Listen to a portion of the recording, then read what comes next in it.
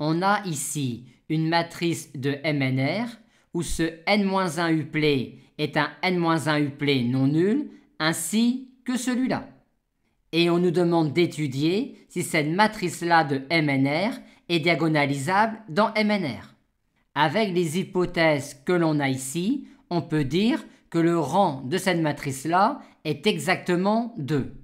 Aussi, les n valeurs propres complexes de cette matrice-là, comptées avec leurs ordres de multiplicité, sont 0, 0, 0, n-2 fois, alpha et moins alpha, étant donné que la trace de la matrice est nulle.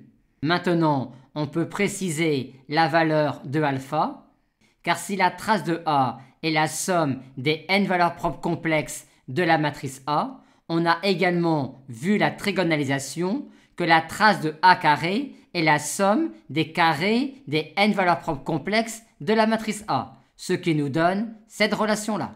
Soit encore celle-là. K1, si ce scalaire-là est nul, 0 est alors l'unique valeur propre de A, et dans ce cas-là, A est diagonalisable si et seulement si A est nul, ce qui est impossible vu les hypothèses effectuées sur ces réels-là. Aussi, si ce réel-là est nul, A n'est pas diagonalisable, que ce soit dans MNR ou dans MNC.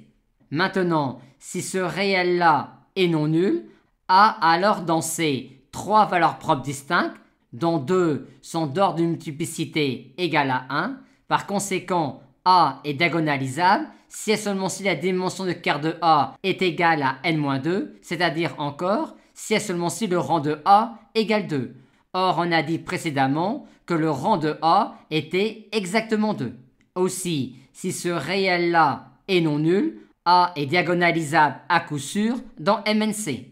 Et elle est alors diagonalisable dans MNR si et seulement si, en plus, toutes les racines du polynôme caractéristique sont réelles, ce qui est le cas si et seulement si ce réel-là est strictement positif. En conclusion, K1, si ce réel-là est nul, A n'est pas diagonalisable dans MNR ou dans MNC. K2, si ce réel-là est non nul, A est diagonalisable dans MNC et elle est également dans MNR si et seulement si ce réel-là est strictement positif.